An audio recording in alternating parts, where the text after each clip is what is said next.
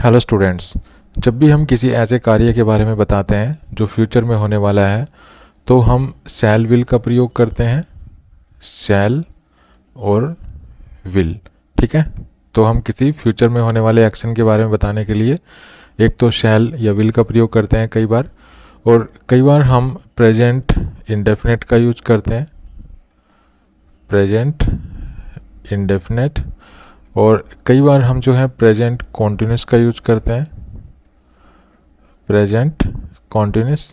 और कई बार जो है हम एक फ्रेज होती है बी गोइंग टू, ठीक है, बी गोइंग टू, इस फ्रेज का प्रयोग करते हैं। यहाँ पर बी का अर्थ है इज, एम या आर।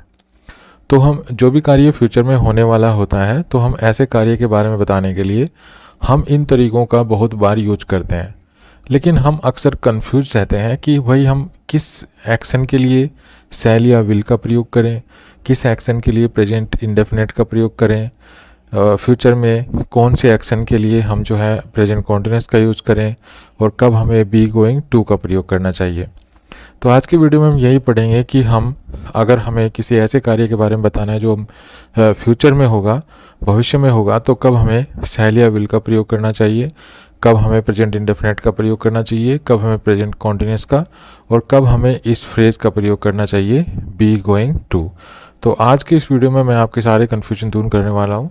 तो देखिए, जब भी हमें भविष्य के बारे में अगर इन्फॉर्मेशन देनी है, ठीक है, सिंपली अगर हमें इन्फॉर्मेशन देनी है किसी कार्य के बारे में, तो हम शैल या विल का प्रयोग करते हैं, शैल या विल का। एक बार फिर सुन लीजिए, अगर हमें किसी एक्शन के बारे में सिर्फ इन्फॉर्मेशन देनी है किसी को, तो हम शैल या विल का प्रयोग करते हैं। ऐसे में हमें ये मान के चलना चाहिए कि हमें उस कार्य के लिए ना तो कोई डिसीजन लिया है, मतलब उस कार्य को करने का ना तो हमने कोई डिसीजन लिया है पहले, ना हमने कोई प्लानिंग बनाई है, हम सिर्फ उस कार्य के होने की इन्फॉर्मेशन दे रहे हैं किसी को, ठीक है। तो हम ऐसी अगर फ्यूचर में होने वाले किसी कार्य के बारे में अगर सिंपली इन्फॉर्मेशन देते हैं, हमने उस कार्य को करने का डिसीजन भी नहीं लिया है, कोई प्लानिंग भी नहीं बनाई है, कोई अरेंजमेंट नहीं किया है, तो हम ऐसे में उस कार्य के बारे में बताने के लिए शैल या विल का प्रयोग करते हैं। तो इसके लिए कुछ एग्जांपल्स लेते हैं। जैसे फर्स्ट एग्जांपल आप देख रहे हैं, it will be cold tomorrow. तो हम यहाँ पर टुमारो शब्द का प्रयोग हमने किया है फ्यूचर के बारे में बताने के लिए, मतलब ये जो वर्ड है ये फ्यूचर को इंडिकेट कर रहा है। तो हम यहाँ पे कह रहे हैं कि भाई कल जो है वो ठंड होगी। तो यहाँ पर हम सिंपली इन्फॉर्मेशन दे रहे हैं कि कल क्या होने वाला है, ठीक है। यहाँ पर हमने कोई कार्य करने का डिसीजन नहीं लिया है, हमने किसी कार्य को करने की प्लानिंग नहीं की है, ठीक है। हम सिर्फ कल क्या होगा उसके बारे में कुछ इन्फॉर्मेशन दे रहे हैं, तो यहाँ पर हमने विल का प्रयोग किया है, ठीक है। इसी प्रकार से where will you spend the night, तुम रात कहाँ गुजारोगे। तो यहाँ पर हम किसी से इन्फॉर्मेशन मांग रहे हैं।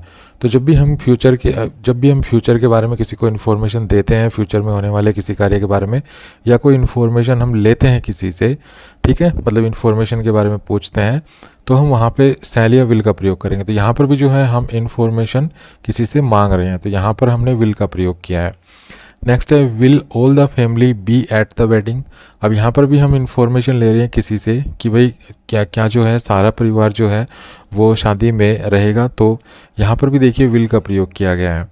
इसी प्रकार से इट विल बी स्प्रिंग सून, तो यहाँ पर भी हम इन्फॉर्मेशन दे रहे हैं, तो विल का प्रयोग किया गया है।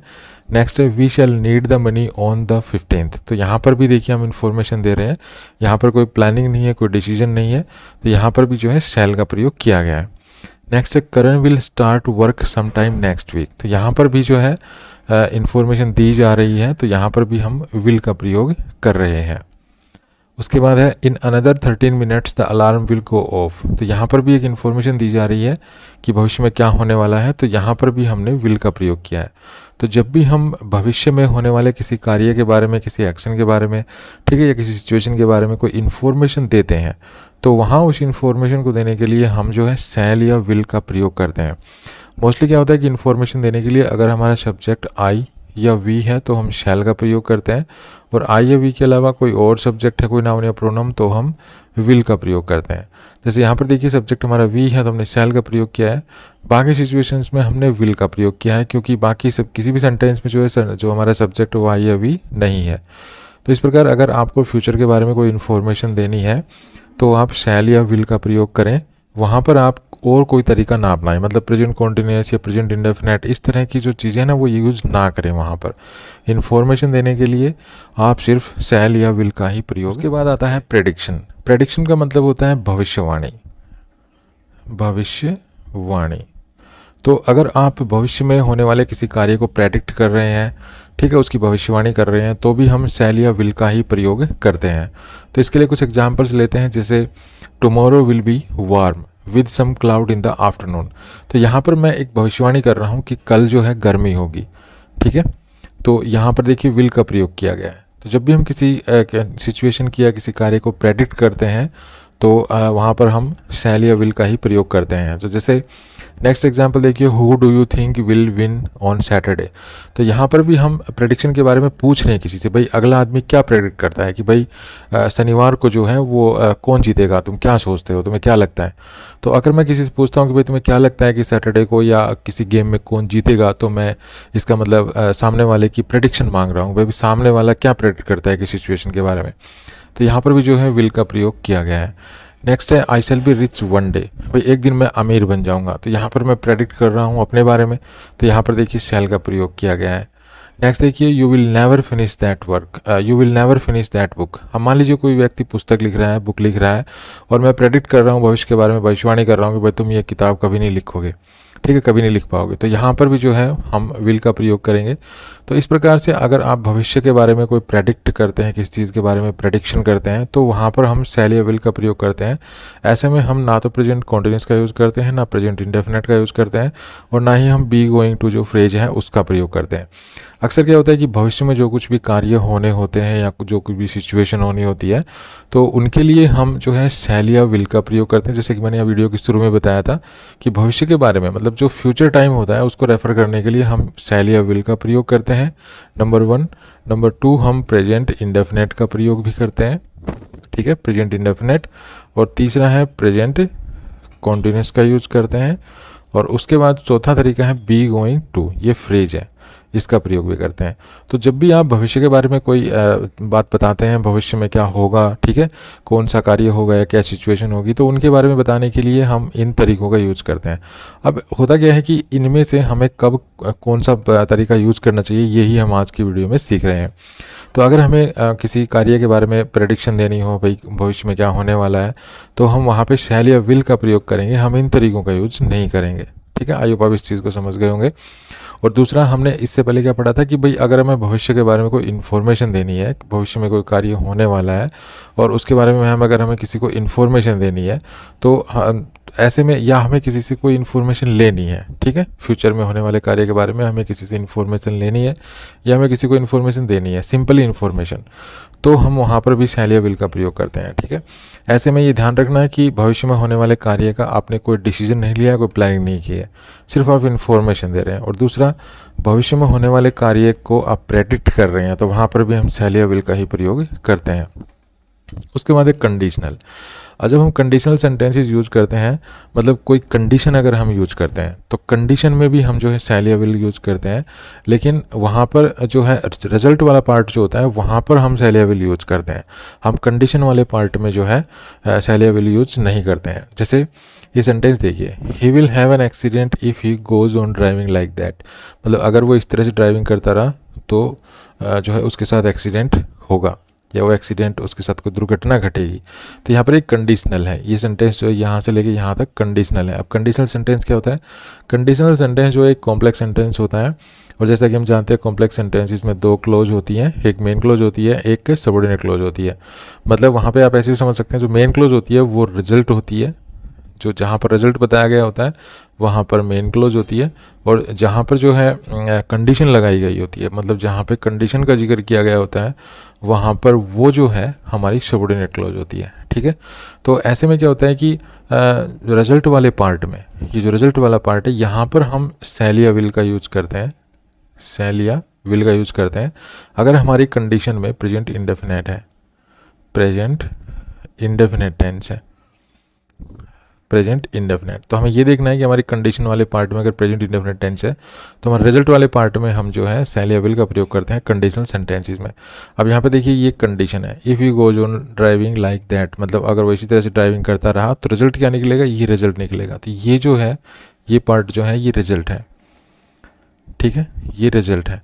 तो रिजल्ट वाले पार्ट में देखिए विल का प्रयोग किया गया है, ठीक है। कंडीशन वाले पार्ट में प्रेजेंट इंडेफिनेट का प्रयोग किया गया है। नेक्स्ट देखिए, if the weather is fine we shall have the party in the garden, अगर भाई मौसम अच्छा हुआ तो हम गार्डन में जो है पार्टी करेंगे।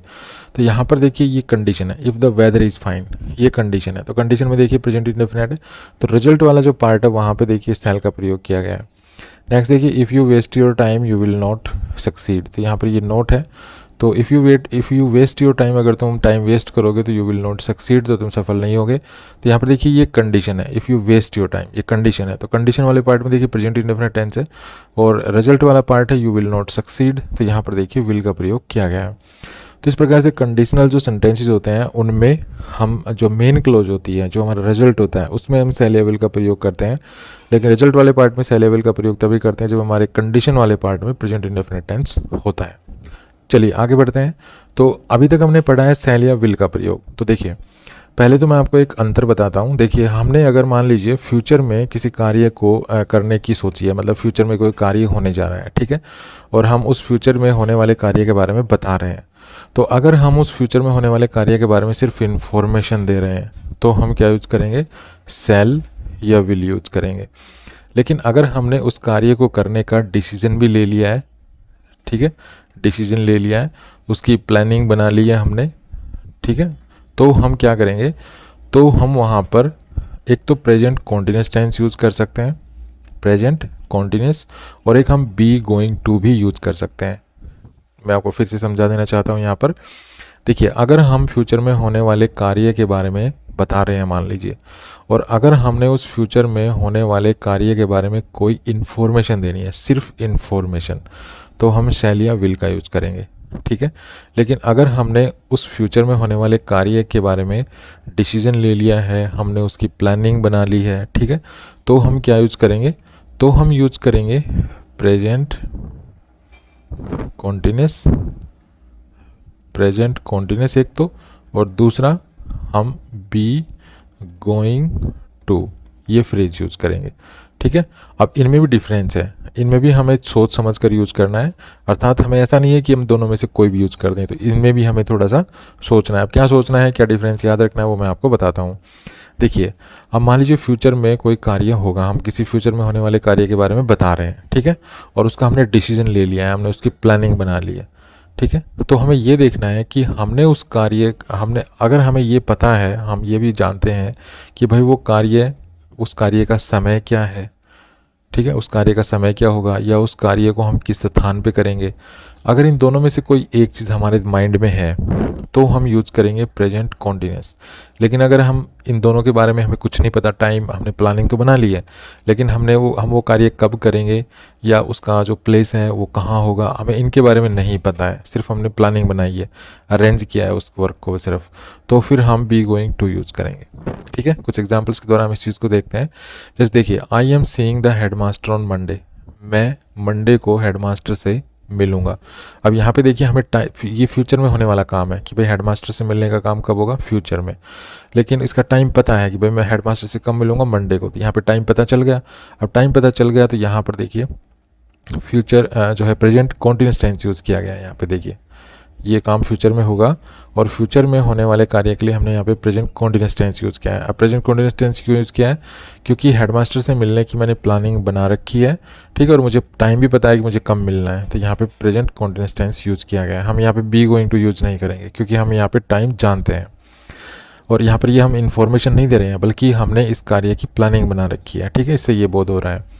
नेक्स्ट एग्जाम्पल है, they are holding a meeting next week, वे अगले सप्ताह एक मीटिंग होल्ड कर रहे हैं, मीटिंग आयोजित कर रहे हैं। तो यहाँ पर भी देखिए हमें टाइम पता है कि कब आयोजित करेंगे, ठीक है, और यहाँ पे प्रेजेंट कॉन्टिन्यूस टेंस का यूज़ किया गया है। तो प्रेजेंट कॉन्टिन्यूस टेंस का यूज़ यहाँ पे किया गया है, तो यहाँ पे समय भी पता है, ठीक है, और जगह भी पता होगी, तभी तो यहाँ पे प्रेजेंट कॉन्टिन्यूस टेंस यूज़ किया है। कुल मिला के बात यह है कि अगर आप फ्यूचर में होने वाले कार्य के बारे में अगर बता रहे हैं और प्रेजेंट कॉन्टिन्यूस टेंस यूज़ कर रहे हैं, तो इससे ये बोध होगा कि आप जो कार्य करने जा रहे हैं फ्यूचर में उसका टाइम भी आपको पता है, मतलब टाइम भी डिसाइड कर लिया आपने और उसका प्लेस भी डिसाइड कर लिया, ठीक है। है। अब यहाँ पे देखिए I M living for Agra tomorrow, मैं कल आगरा निकलूँगा। अब मैं यहाँ पे देखिए यहाँ पर प्रेजेंट कॉन्टिन्यूअस टेंस यूज़ किया गया। प्रेजेंट कॉन्टिन्यूअस टेंस यूज़ क्यों किया गया है? यहाँ पर ये एक्शन फ्यूचर में होने वाला है, मतलब मैं कल आगरा के लिए रवाना होऊंगा, तो ये फ्यूचर में होगा।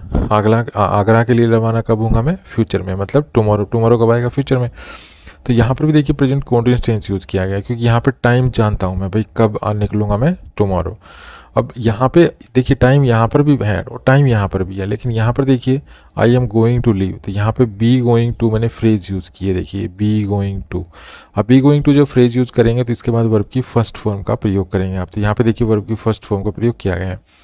अब यहाँ पे देखिए ये टुमारो है, अब टुमारो है तो यहाँ पर टुमारो तो मैंने लिख दिया, ये तो फ्यूचर को इंडिकेट कर रहा है, लेकिन यहाँ पे मैंने be going to phrase use कर दी, तो इसका मतलब है कि मैं कल कब निकलूँगा ये मैं नहीं, अभी मैंने डिसाइड नहीं किया है, ठीक है। अब कल मैं कब निकलूँगा, कब रवाना होऊंगा आगरा के लिए, इसको मैंने डिसाइड नहीं किया है, लेकिन यहाँ पर इससे क्या बोध हो रहा है, क्योंकि यहाँ पे मैंने प्रेजेंट कॉन्टिन्यूअस टेंस यूज़ किया है, तो यहाँ पे मैं डिसाइड कर चुका हूँ कि भाई मैं 9 बजे निकलूँगा या 10 बजे निकलूँगा, ये मैं डिसाइड कर चुका हूँ, ठीक है। तो यहाँ पर इससे ये बोध हो रहा है कि यहाँ पर मुझे समय पता है, मैं 9 बजे निकलूँगा, 10 बजे निकलूँगा, 11 बजे निकलूँगा, 12 बजे निकलूँगा, ये डिसाइडेड है। लेकिन यहाँ पर मैं कल तो निकलूँगा, लेकिन ये डिसाइड नहीं किया है मैंने कि भाई मैं कल कब निकलूँगा। हो सकता है मैं सुबह जाऊँ, हो सकता है मैं दोपहर जाऊँ, हो सकता है मैं शाम को जाऊँ, ठीक है। तो ये डिफरेंस है प्रेजेंट कॉन्टिन्यूअस में और बी गोइंग टू में।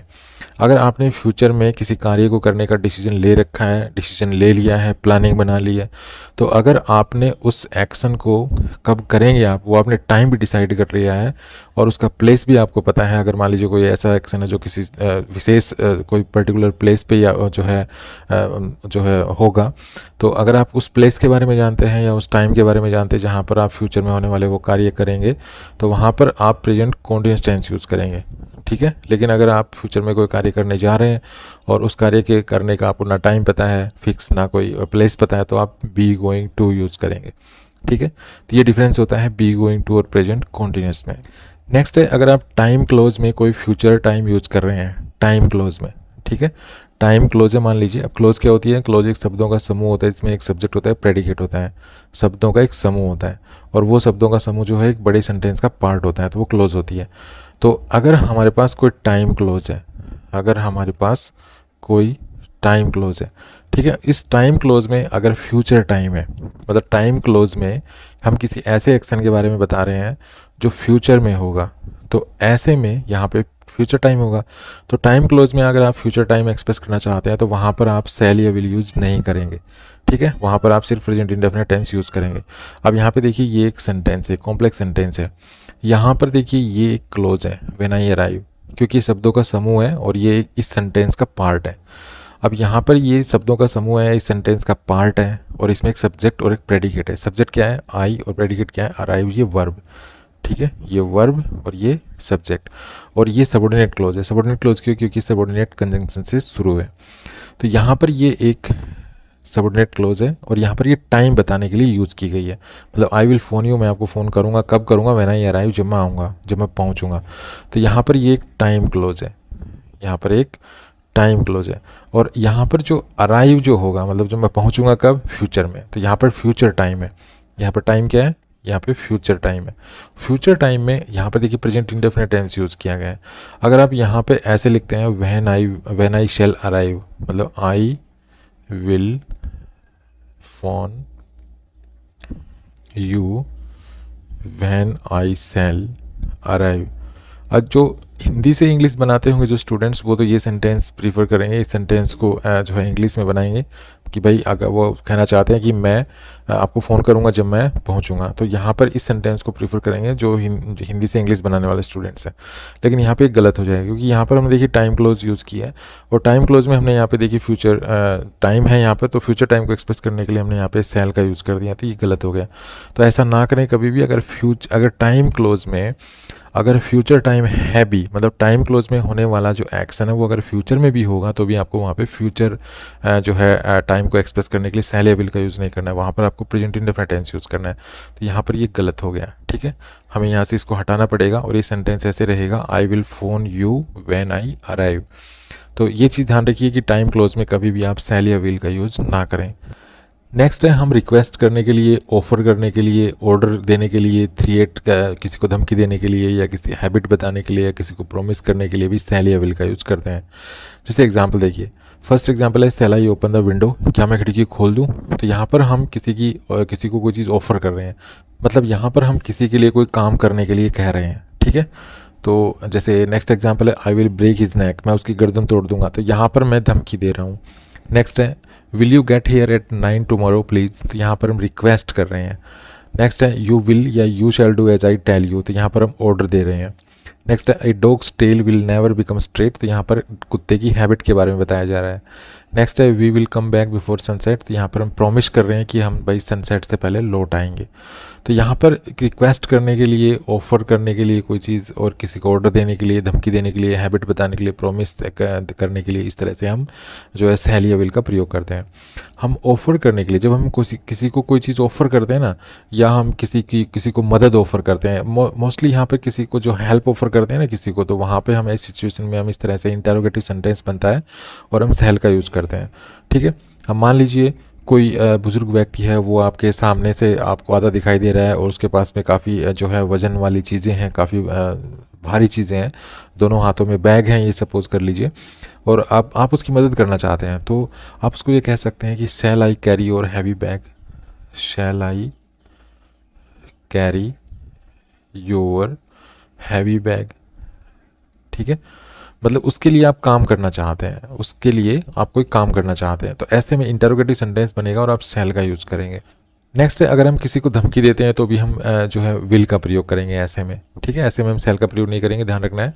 किसी को धमकी देते हैं तो सब्जेक्ट बनेगा आई, क्योंकि आप धमकी देने के लिए बात कर रहे हैं, तो सब्जेक्ट आई बनेगा, और ऐसे में आप विल का प्रयोग करेंगे। जैसे I will break his neck, मैं उसकी गर्दन तोड़ दूंगा।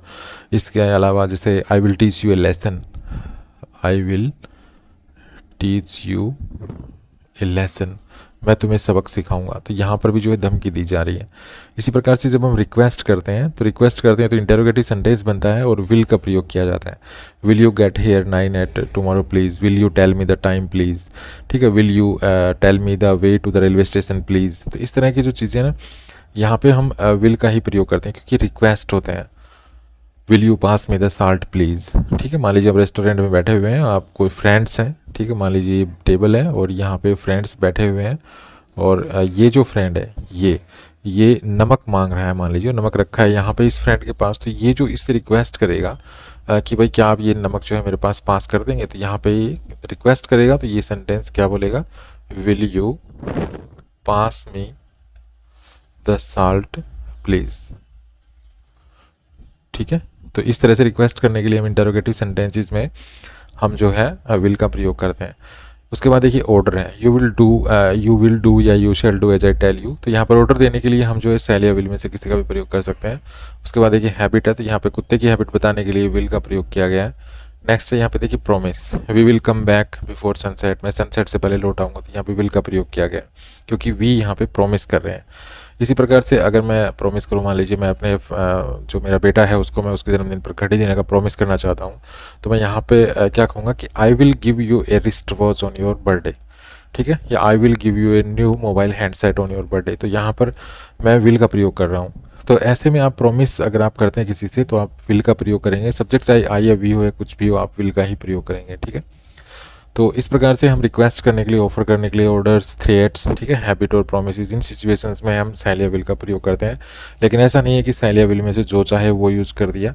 यहाँ पर शैल का प्रयोग कब करना है, विल का प्रयोग कब करना है, ये मैं आपको बता चुका हूँ। जैसे यहाँ पे हम कोई चीज़ ऑफर करेंगे तो हम शैल का यूज़ करेंगे, थ्रेट के लिए विल का यूज़ करेंगे, प्रॉमिस के लिए विल का यूज़ करेंगे, ऑर्डर के लिए आप दोनों में से किसी का यूज़ कर सकते हैं, और हैबिट के लिए भी आप विल का यूज़ करेंगे, और प्रॉमिस के लिए आप सब्जेक्ट चाहे आप सब्जेक्ट देखिए, आप प्रॉमिस करेंगे तो आप करेंगे, तो या तो आप उसमें शामिल होंगे, आपके अलावा कोई और भी होंगे, मान लीजिए तो आप वी बोलेंगे।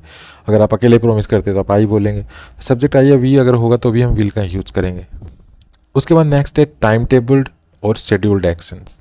तो अगर कोई एक्शन टाइम टेबल के अनुसार होता है या उसका एक शेड्यूल बनता है, और अगर ऐसा एक्शन फ्यूचर में होने वाला है तो आप प्रेजेंट इंडेफिनेट टेंस यूज़ करेंगे, ठीक है। जैसे एग्जांपल देखिए, the next movie begins in just 5 minutes. तो यहाँ पे देखिए, यहाँ पे प्रेजेंट इंडेफिनेट टेंस यूज़ किया गया है। और ये नेक्स्ट जो मूवी है ये शुरू कब होने वाली है, 5 मिनट बाद। तो 5 मिनट बाद तो फ्यूचर आ जाएगा, तो फ्यूचर में ये शुरू होने की होगी, ठीक है। लेकिन हमें ध्यान ये रखना है कि जो भी मूवीज़ वगैरह होती हैं उनका एक शेड्यूल बनता है पहले, वो ऐसे ही ब्रॉडकास्ट नहीं कर दी जाती है कि मन चाहे तभी मूवी ब्रॉडकास्ट या कर दी या दिखा दी। उसका एक पहले जो भी चैनल होता है या जो भी प्लेटफॉर्म होता है जो मूवी शो करता है, तो उसका एक टाइम टेबल होता है, ठीक है, उसका एक शेड्यूल तैयार किया जाता है। तो ये एक शेड्यूल्ड एक्शन है या टाइम टेबल्ड एक्शन है, तो इसलिए यहाँ पे प्रेजेंट इंडेफिनिट टेंस का यूज़ किया गया है। नेक्स्ट है the train for Delhi leaves eight 7 AM। तो यहाँ पे देखिए train for Delhi leaves eight 7 AM, तो यहाँ पर भी देखिए ये प्रेजेंट इंडेफिनिट टेंस यूज़ किया गया है। और यहाँ पर हम कह रहे हैं कि जो दिल्ली के लिए जो ट्रेन है वो 7 बजे जाएगी, ठीक है। तो यहाँ पर भी ये एक शेड्यूल्ड एक्शन है, टाइम टेबल्ड एक्शन है, तो यहाँ पे प्रेजेंट इंडेफिनिट टेंस का यूज़ किया गया है। नेक्स्ट है हिज बर्थडे फॉल्स ऑन 7 मार्च। मान लीजिए आप 7 मार्च से पहले बात कर रहे हैं, मान लीजिए आप 5 मार्च को बात कर रहे हैं, 5 मार्च को, 2 फरवरी को, 1 जनवरी को, ठीक है, 7 से पहले आप कभी भी बात कर रहे हैं उसके जन्मदिन के बारे में, तो आप क्या कहेंगे, हिज बर्थडे फॉल्स ऑन 7 मार्च। तो यहाँ पर भी अगर आप 7 मार्च से पहले बात कर रहे होंगे तो 7 मार्च आपके लिए फ्यूचर हो जाएगा, और ऐसे में आप प्रेजेंट इंडेफिनिट टेंस यूज़ करेंगे अगर आप उसके बर्थडे के बारे में बताते हैं, क्योंकि ये भी एक शेड्यूल्ड एक्शन है, एक फिक्स्ड एक्शन है जो फ्यूचर में होगा, ठीक है। तो जो भी फ्यूचर के फिक्स्ड या शेड्यूल्ड एक्शंस होते हैं उनके बारे में हम बताने के लिए प्रेजेंट इंडेफिनिट टेंस का यूज़ करते हैं। एक चीज़ यहाँ पे ध्यान रखने वाली ये है कि जब आप शेड्यूल्ड फ्यूचर में होने वाले शेड्यूल्ड या टाइम टेबल्ड एक्शन के बारे में अगर प्रेजेंट इंडेफिनिट टेंस यूज़ करते हैं तो वो एक्शन फ्यूचर में कब होगा उसका टाइम बताना बहुत ज़रूरी है। जैसे यहाँ पे देखिए इन जस्ट 5 मिनट्स, यहाँ पर ये फ्यूचर का टाइम है, यहाँ पे देखिए 7 AM फ्यूचर का टाइम है, यहाँ पे 7 मार्च ये फ्यूचर का टाइम है। तो जो भी एक्शन फ्यूचर में होंगे और वो टाइम टेबल या शेड्यूल्ड एक्शंस हैं, तो ऐसे में आप फ्यूचर का टाइम जरूर यूज़ करेंगे। बगैर फ्यूचर के टाइम के वो सेंटेंस जो है मीनिंग नहीं देगा, ठीक है, उसका करेक्ट मीनिंग नहीं निकलेगा। तो इस चीज़ को आपको ध्यान रखना है। तो कैसा लगा वीडियो? अगर वीडियो अच्छा लगा तो प्लीज़ को लाइक कीजिए, शेयर कीजिए, चैनल को सब्सक्राइब करना ना भूलें। Thanks for watching this video. Happy learning, bye bye.